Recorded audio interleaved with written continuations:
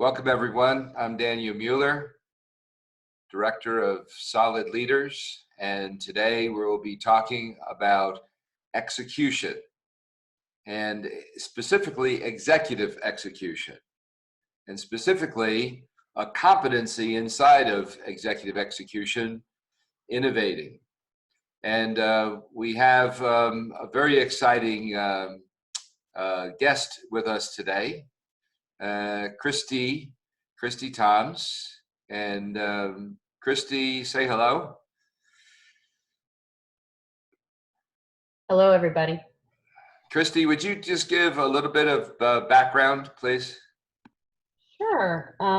So I am in Houston and am in energy, and more specifically, engineering, procurement, and construction. So my organization I'm a part of, Bechtel, is one of the world's larger private organizations that builds energy infrastructure globally.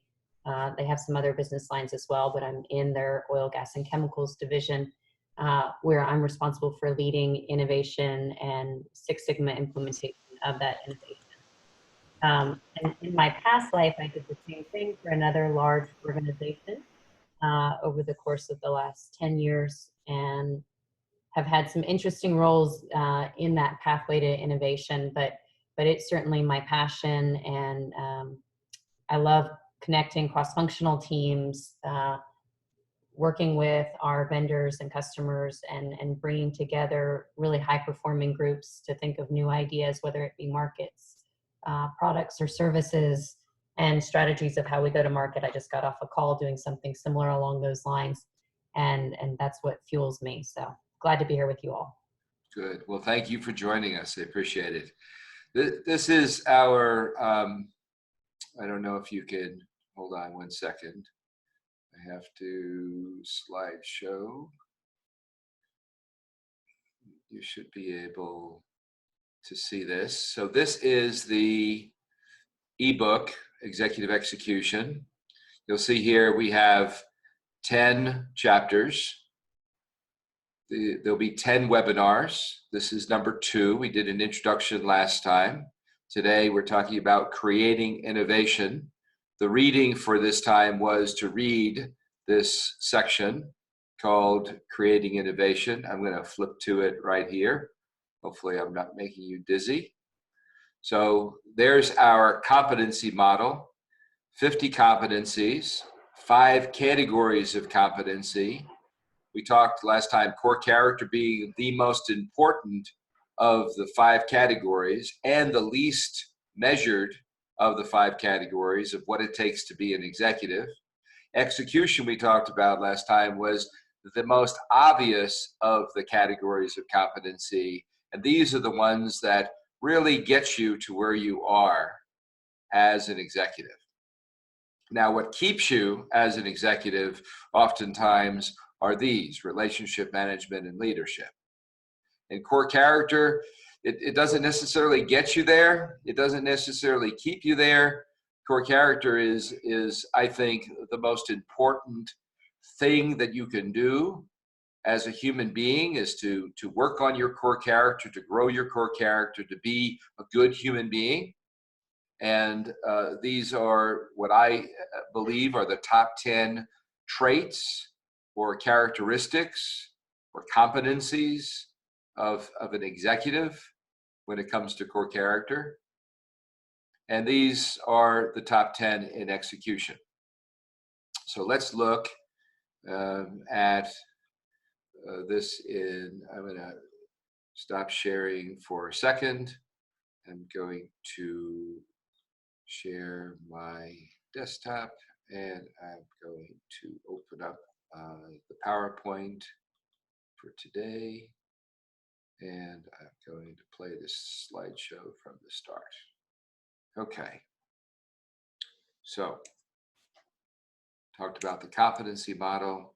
This is our schedule. Creating innovation today. Next time it will be about driving action. So the homework for next time will be to read Driving Action. Creating innovation. 7 key things to do to create innovation. 1, think more outside the box. So here is the question about thinking more outside the box. What is the box that we have to think outside of? And everyone's unmuted, so feel free to participate. And Christy, why don't you lead us off? You help people think outside the box all the time. What does that mean to you? For me, I think the most important thing, and I've been doing this with a new team because I'm still fairly new to my organization. I started about a week before the world came undone with everything we're seeing. It is thinking outside the box, but giving them some parameters of forward state. What does success look like? And they can be fairly loose parameters, but are we trying to aid recovery with preserving capital now and driving new top line? What does good look like? And I think if you can set those parameters for a team, then having a really diverse group and diversity of thought and some brainstorming can be really positive. But if you leave it too open-ended and don't at least put some parameters in place, some would say, okay, well, maybe that hinders the ideas that come to the forefront, but you've got to know what you're trying to drive towards, I think, for good ideas to stick, and then to start to refine those ideas and prioritize them and drive them down. Mm-hmm. Good points. Someone else. What is the box that we have to think outside of? I guess I'll go next as Lewis. I think it's also thinking of the why behind kind of that status quo. So always challenging, why are we doing these things? So the box could be the status quo, right? And so asking the why and what if and how might we change something, and then also soliciting feedback and ideas from your team and some of your subordinates and even some of your peers. Good. Someone else. So Daniel, this is John. Hey, John. I agree with both. I would expand on the why and go back to the vision. What is the vision of the company? Mm-hmm. And what am I responsible, or what are we responsible for? What part of that vision, or all of it? And that would be the box that we are in. And going outside the box is, how do we connect to that vision in a different way that we're not even thinking of now? Mm-hmm. Good. And how do we limit ourselves most often? So we talked about, yes, it's important to think outside the box. We talked about, hey, it's important to put parameters so that it's just not an unlimited open field, but we give them some boundaries.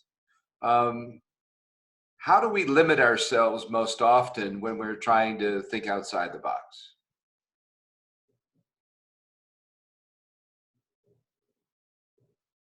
Or better asked, maybe, how do you limit yourself most often when you're trying to think outside the box? I think, looking back to history of things you've tried in the past, what's worked, what hasn't worked within that organization is definitely one of those limiting things that you've got to be very cognizant of. And then really looking at, what is your mission? What are you chartered to go do? And make sure that if you're setting limitations, they all support that mission. Or we're looking at the mission and saying, hey, maybe we're on the wrong page here, and we need to shift with what's going on in the world. Mm-hmm. Good points. Someone else. I would say, Daniel, we limit ourselves most often by not trusting our intuition. Ooh, good one. Oftentimes in coaching sessions, what comes down to the final analysis is just allowing people to, or encouraging people to follow their intuition. Mm-hmm. Very much so. I think someone's trying to get in. Anna, would you let we have another person joining?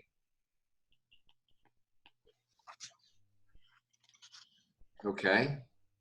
What are ways we can break these self-imposed limitations? If we can accept that we do put limitations on ourselves, how can we break those limitations? I'll give you my take. Oh, go ahead, Oren. Oh, I was going to say, I like to reflect back on meeting minutes or notes and, kind of ask myself if I was really leading the right direction, or if I, kind of shut stuff down and started to put constraints that aren't real on it, and then use those for the next time. So it's kind of an, personal feedback. Mm-hmm. Good. So put that down as an action for yourself. Anyone else that gets inspired by that? What else? Yeah, what I was going to say is what causes our self-imposed limitations is our limiting beliefs which are caused by fear. And that's interesting as we look at this whole pandemic right now, right? Yeah, absolutely. It's bringing up a lot of fear, a lot of limitations that we think we have. Mm-hmm. So think about what actions do you need to take to think more outside the box?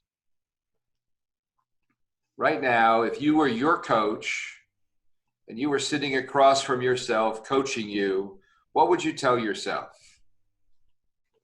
Louis, what would you tell yourself? And kind of going back to kind of, when you think of the status quo, it's comfortable, and having, the fear when everyone's bringing up, fear, even fear of failure.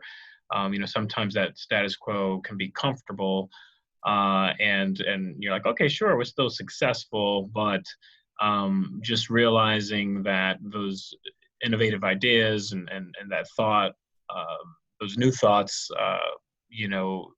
fear, you're not going to succeed without kind of embracing that fear and just moving past it. So just realizing that in order to be successful, you do have to take that step. Mm-hmm.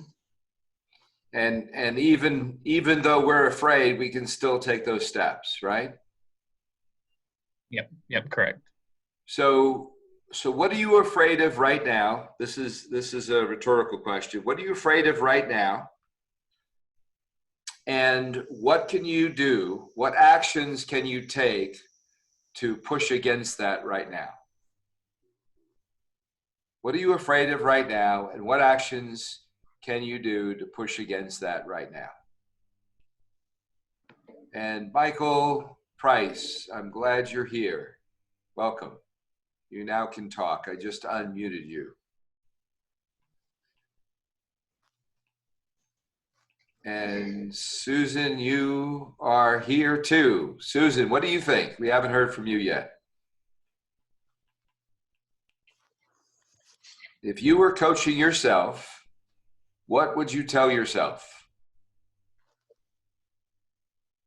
Michael or Susan? Maybe you guys are not enabled. I think you are.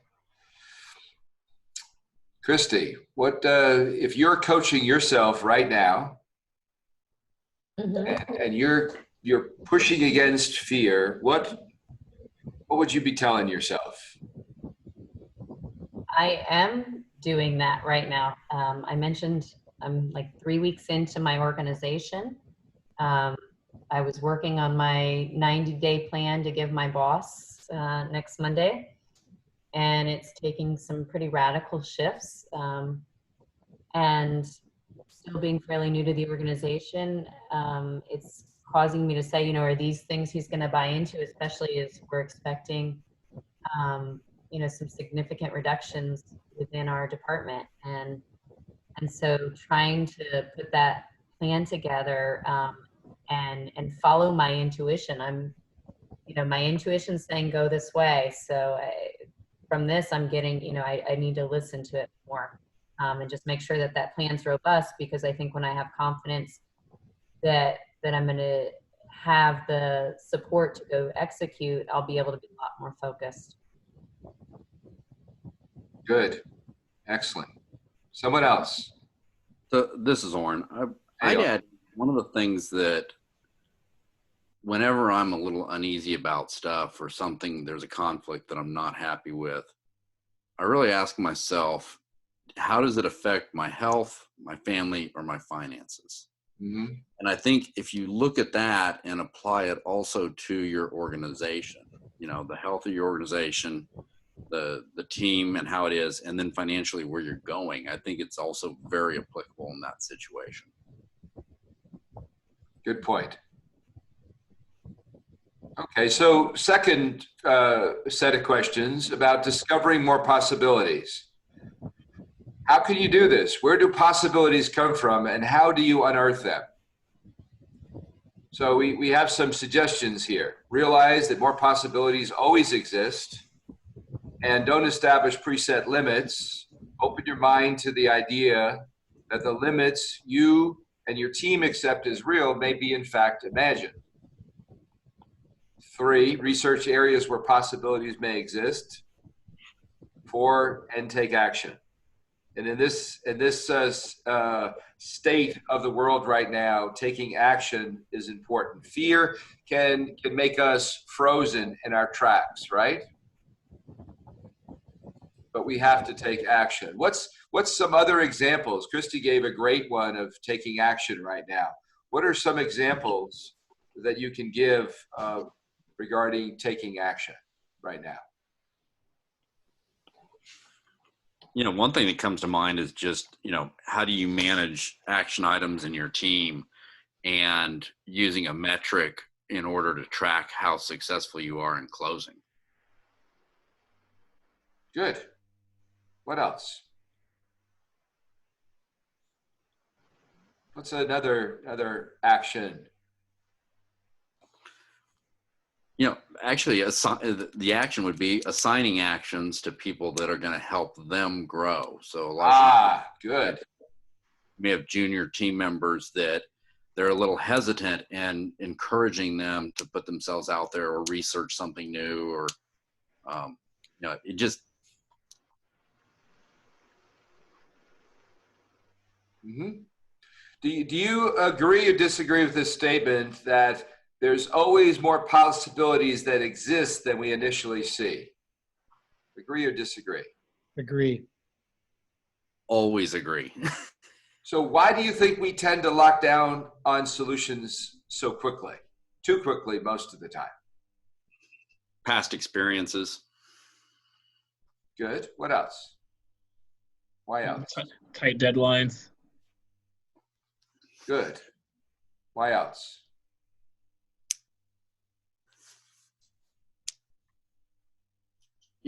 To add on to the deadlines, one of the things we use is the triangle, whatever it is, does it really affect the scope, schedule, or resources?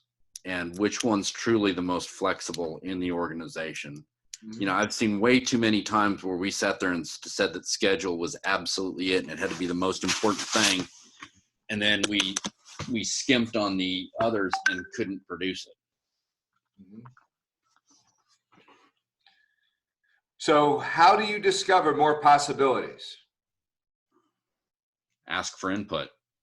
Good. Let's just brainstorm a long list. Ask for input. What else? I think you need to plan time for this type of exercise. So it needs to be on your schedule to use your imagination and get outside the box. Good.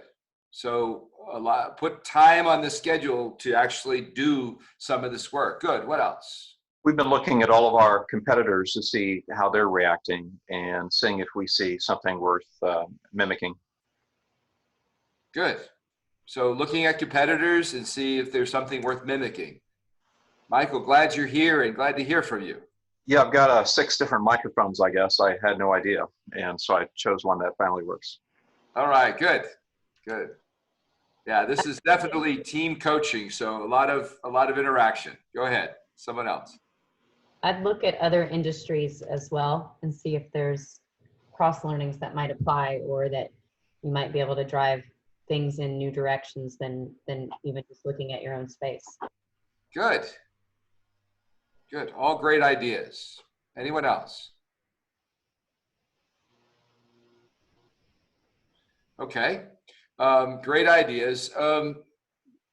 There's ways to explore innovation. And we came up with a list here. Here are some ways you can innovate as an executive. Survey customers and clients, see what they're looking for. Observe how customers use your products. Observe what others are already doing. Explore ways to expand and build on what your company's already doing. Experiment, trial and error. Collaborate with complementary companies and new ideas, synergies. Collaborate with staff within your company. Use the web to investigate trends. Good. What other ways can we explore to innovate more? What do you think?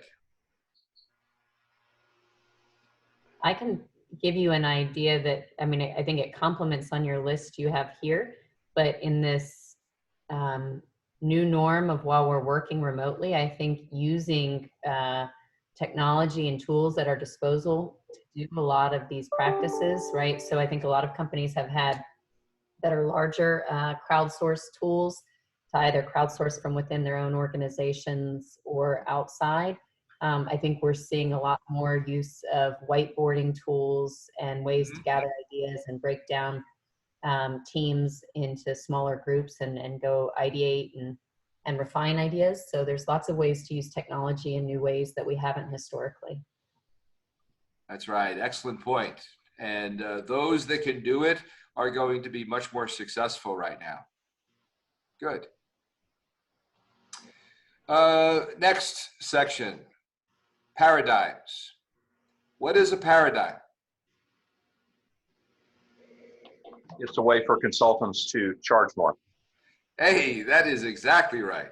Yeah, What else is a paradigm? an established way of looking at something. Yep. What's an example of you breaking a paradigm? Give me an example of you personally when you broke a paradigm.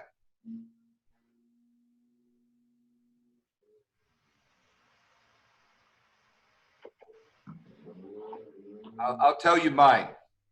So I built a home. It has a shower, a glass shower with a door. For the first 10 years of me living in this home, every time I wanted something out of the little closet that is right next to the shower, like I would run out of shaving cream or whatever because I would shave in the shower, I would have to get out of the shower, dripping wet, reach into the doors and pull out what I wanted and walk back into the shower. And I would get the floor all wet, whatever, and it was cold, etc. And one day, I pull on the door by accident, and I realized that this door went both ways. And so I could pull the door into me and reach into the cabinet to get out what I wanted. I didn't have to get out, get all the floor wet, get all cold. That was my big aha a decade ago about paradigms, a total paradigm shift. Never ever thought that door swung both ways. Give me your example of you breaking a paradigm.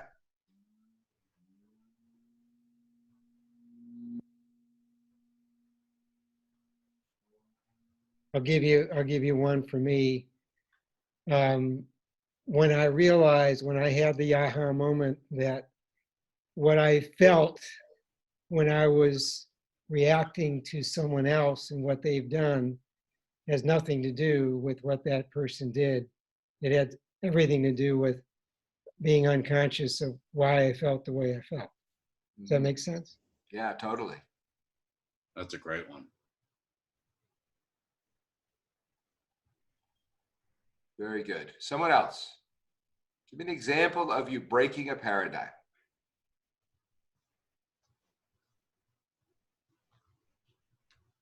While you're thinking about that, what questions can you ask to break through paradigms? We're talking about innovation here. What questions can you ask to break through existing paradigms? Simple things like, what can we do differently, or what can we do better, or where can we optimize, or asking people how they feel about being part of the team. Good. What else?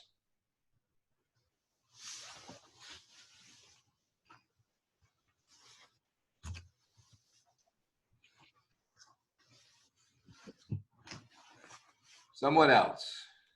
Christy, I know I can call on you. Sure. The question again, I was sorry, I was looking at a note, was breaking through paradigms, what can you do? What questions can you ask yourself to break through paradigms? You know, I think asking, are they real or not? Are they self-imposed? And for example, I was talking to this group that I'm in that's more technical based and tends to be more engineer focused. And I was having quite the journey through the interview process with them and asking myself, you know, was it even worth continuing to pursue? Or could I shift and show them a new way of thinking about things, that maybe that paradigm of them hiring both from the outside as well as the non-technical, could I get past that? Sure. Here's a list. So for every paradigm, you can ask yourself, how is this working? How could this be improved? What hasn't been working? What needs to be eliminated? Why are we lacking here? How can we change it without ruining it? Who can help with any necessary changes? So just asking yourself questions and challenging the status quo can be very powerful. And I call it the ask principle. So asking is so powerful. And if we just take something as an assumption and just say, oh, that's the way it works. That's the way it is. Instead of asking, how can this be changed? Or is this really the way it is? Or can I do something differently here? And what could I do differently? Okay, next one. Next section. Allow yourself and others permission to explore. I'm just going to read to you a little bit. As mentioned earlier, fear of failure paralyzes innovation before it even starts because it means you never start. Every inventor has left a trail of trials and errors before creating products that have changed our lives for the better. Henry Ford believed in exploration so much that he said, failure is simply the opportunity to begin again, this time more intelligently.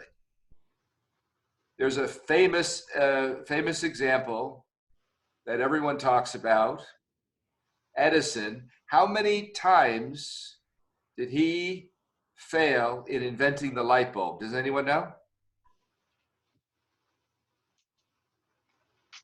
I think it's in your notes. I think it's in the notes. Was it 10,000? Some huge number. Yeah. Some huge number. That's persistence. I'm reading on. Be fearless not only about your own potential failures, but those of others as well. If your staff and employees feel they dare not suggest anything new, let alone try it, it stifles innovation. Do you agree with that statement? If your staff and employees feel they dare not suggest anything new, let alone try it, it stifles innovation. Absolutely. Absolutely. 100%. So we have to make it a safe place to fail, correct? Correct. Yep. Correct. How do we do that? How do we make it a safe place to fail? Well, our reaction to just about everything, right? Our Well, you reaction. need to be an example, right? You need to try things and fail as a leader. Right. And admit to your failures is a big one. Yes. Mm-hmm. Yep. Why do you think? Go ahead. I'm sorry. was going to say, employees need to be rewarded for coming up with the ideas and not punished, certainly not publicly, if they don't work. Right. Right. This is great.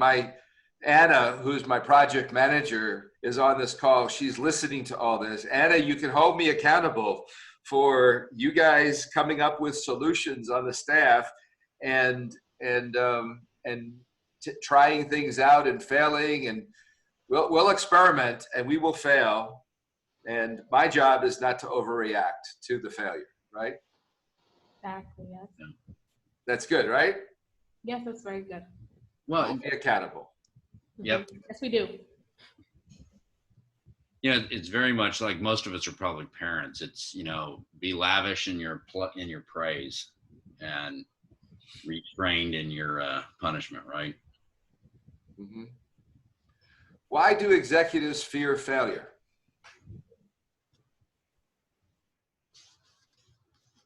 Why do you think? I think everyone does. But especially executives. I think executives are particularly fearful of let's say, major failure. Why do you think that is? Well, embarrassment or loss of job or pass up on promotions. Yep. What can you do to break through this fear?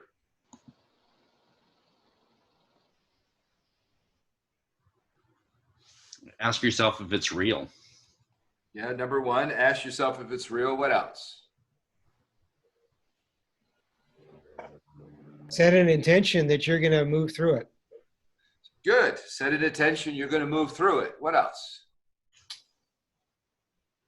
We're brainstorming a list of things you can do to break through fear.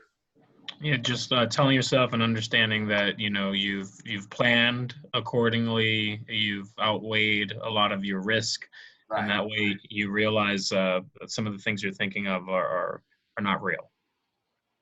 Right. Also, I think that you've just got to understand it's your job as an executive to take risk. Is that fair? Yep. Yep.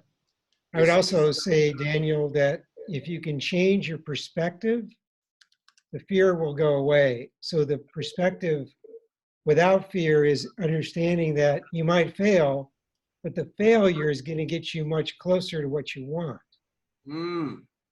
So with the bigger picture, you're like, there's nothing to be afraid of, right? That's good. That's really good. What benefits will be there if this is a typo? Sorry. If you do allow yourself and others to explore and fail, right? What benefits are there for you and your team? New opportunities for products. There's lots of products that were failures for what they were intended for, but successful for something else. So looking outside that box about okay, what do we have and where might we use it better? Yep. That's good. So why do you have to help others be innovative? Why do we have to help others be innovative? It's going to drive creativity across the organization. Which in turn produces what?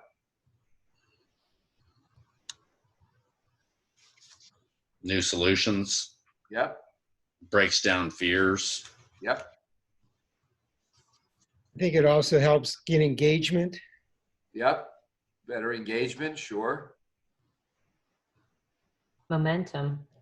Yes. Jim Collins has that famous flywheel model, right? Where you talk about the momentum that you get and each crank gets a little easier. Yep, very much so. Is anyone here a cyclist? I love to cycle. And you get going on a bike and you build momentum. And after a while, you just really get going, and the pedaling, your feet are moving fast, but you've got major momentum, and it just carries you. Except when I'm going up a hill. It's like, oh no. Okay, good. Susan is having trouble with her mic. Anna, just read out her questions if she puts questions into the chat, please, okay?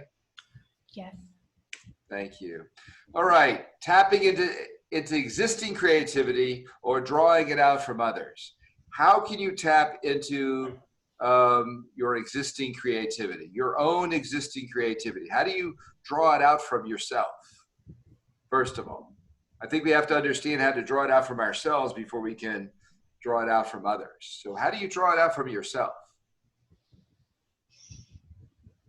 Listening to your intuition, to your heart.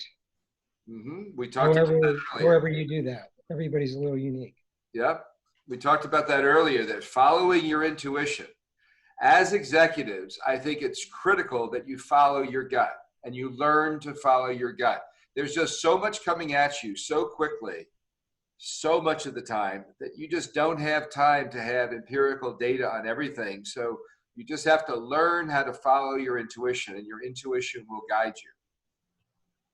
So tapping into your intuition, good. What else? I think you have to be very intentional about setting time aside for reflection and brainstorming, because it's very easy, especially in times like now, to be so scheduled and so overloaded that if you don't have time for that reflection, you really just get very reactive.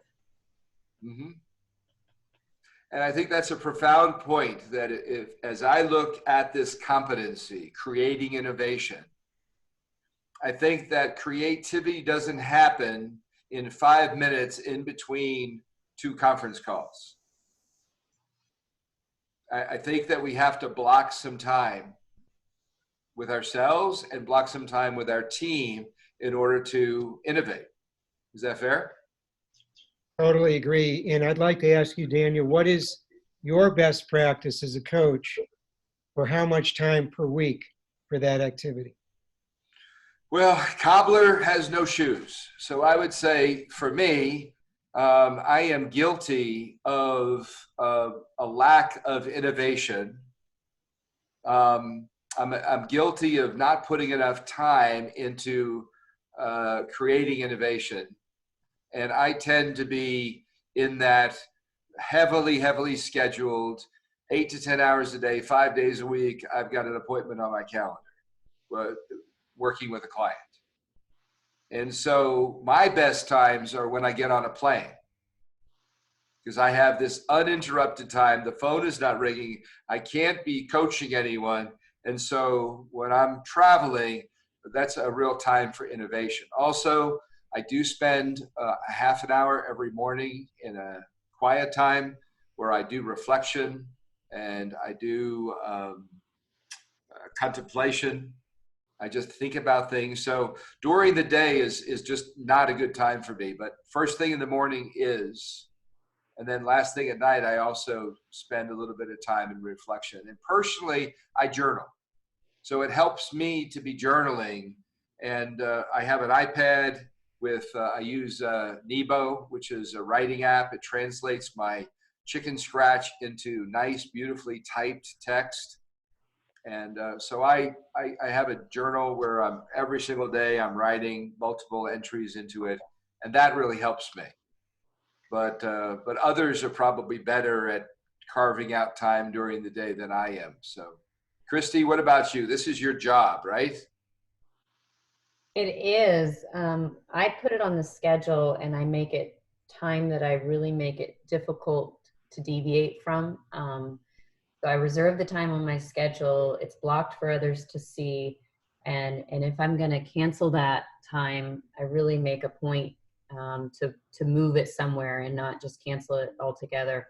And I also set goals for things I want to reflect on during the week, such that I have time that I make myself get to those. And if not, I find time over the weekend or whenever it may be to go back and revisit it, such that I don't let those slip. Mm-hmm. Nice. Can I ask you a question? How much time do you put on your calendar for that? It depends, if it's thinking about new features on something, it might be fairly limited. But in the example of working on my 90-day plan, I've put at least 2 hours. I tend to find that if I don't get up and move enough, how productive is that thinking? So I never do more than a 2-hour stretch. A lot of times I just do an hour. But if I'm going to do an hour, I'll try to make it more frequent. I'll try to maybe have, with my 90-day plan, I've tried to make it almost daily, that I'm kind of refining it, right? I capture my initial ideas, I start to funnel them down, I refine, I put it away when I get tired, I come back to it, and I think about other ways and other paths it takes. Nice. Thank you. Susan, whose mic is not working, is saying this. I use my 4 a.m. to 5:30 a.m. time to reflect on what I need, especially what insights come through from the sleep state. So she processes during sleep, and she uses a 4 to 5:30 a.m. to reflect on. So she's also into a morning reflection time as well. So one of the things, Daniel, that I wanted to add real quick. So we were talking about technology earlier. I think it's the Alexa every morning, and set its routine, which includes a Deepak Chopra reflection time, just to make sure that I've started that day correctly. And I've helped that's as long as you wake up and do it every day, which if you set it, you do, very helpful. Nice. So as we finish up this section, tapping into existing creativity or draw it out from others, a few ideas we said here in the text. Relax. When you're anxious and tense, that's not the time to innovate. Brainstorm, write down every idea that comes to your mind. Try not to censor. To draw out creativity from other members of your team, brainstorm as individuals and not as a group, and then get together as a group. So give them time to generate some ideas. That's an important point. Behaviorally, a lot of people are just not good at brainstorming. So when you get your team together, you're going to have a few, and you notice on this call, a few are very good at spontaneously thinking of things and responding, and a few of you are more process-oriented, more thought-oriented, and deeper in your thinking. Not that others are not deep thinkers, but that you need more time to process. So the idea is allow for some individual brainstorming and then get your group together for team brainstorming. And there's a few other ideas here that you've read, right? Our last section, creating an environment that supports creativity and innovation. And I'll do some reading. Creating innovation involves establishing a culture where people feel safe to share, discuss, and act on new ideas. It creates a safe place for problem solving, discovery, and big dreams from multiple sources. It's a culture where continuous improvement happens. What do you think about that? What do you think about creating a culture of innovation? And Christy, that's why I asked you to join us, because I really believe you're a change agent there within your company, and your job is to create an environment of innovation. Is that fair? Very fair.